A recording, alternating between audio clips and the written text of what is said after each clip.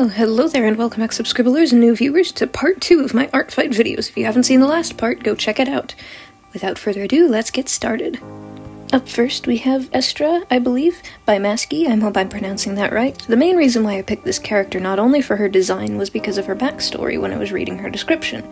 She's an albino king cobra, and she's the daughter of Titus and Kiva, and she was taken by her grandmother when she was a baby to be raised to be a ruthless soldier. She can be intense, but deep down, she just wants to impress her grandmother, and she deals with many emotions internally.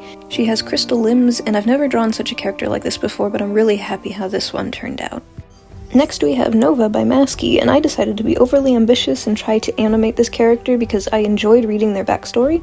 Nova is an albino Utah raptor, and she lives in a futuristic world where humans and dinosaurs coexist. However, because of her albinism, she has a disadvantage with her eyesight, but she has great enhanced scent and hearing. She was basically muzzled and basically forced in an illegal fighting ring until eventually a young girl discovers her and breaks them free, and the two escape and head off into the wilderness. I thought this was really cool, and I think it turned out pretty good. Mixing things up, we have Oliver by Winnie Froggo, another human character I wanted to throw in here because I don't want to just do anthropomorphic or animal characters. If I find some robot characters, I'll throw those in too.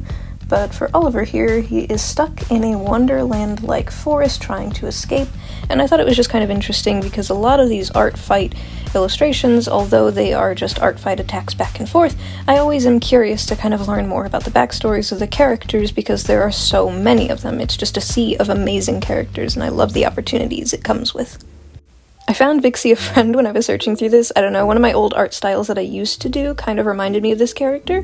We have Alexia by WX Undguy, and the glasses, the hoodie, and an extroverted fox character. I just thought these two would probably wind up getting into fox chatter if Vixie met them and would probably be friends, but also one of the other things that I tried for this was a lineless art style, drawing each and every single piece to experiment. I kind of wanted to do something special for this character to make them stand out from the rest of the characters that I did. I jumped back to my regular style for the remainder of these characters. We have Samantha by Lunar Northstar, and Samantha has an interesting design to her. She is supposed to be a horror character who likes to scare people, however she's easily distracted by cookies. I thought that was funny, because I could just imagine you running into a haunted house or a forest setting, and just out of your backpack you throw cookies at her and she stops her chasing you and her scariness and she's just munching on cookies. I feel like that's a good way to befriend monsters, is offering them food, and I love the spooky effect that her eyes and hands have with this glowy stuff. Last but not least, we have Aurora Gleam by Humorix. I love their backstory. They had a magical rivalry with Twilight, but when Twilight got her cutie mark and became Celestia's favorite and chosen student, it was the last straw. She felt like an odd one's out because of her talents were underappreciated because of the brothers and sisters' achievements. She ran away, and she tried to hunker down at the farm of the Apple family, but she just felt like an odd one's out being the only unicorn on the farm.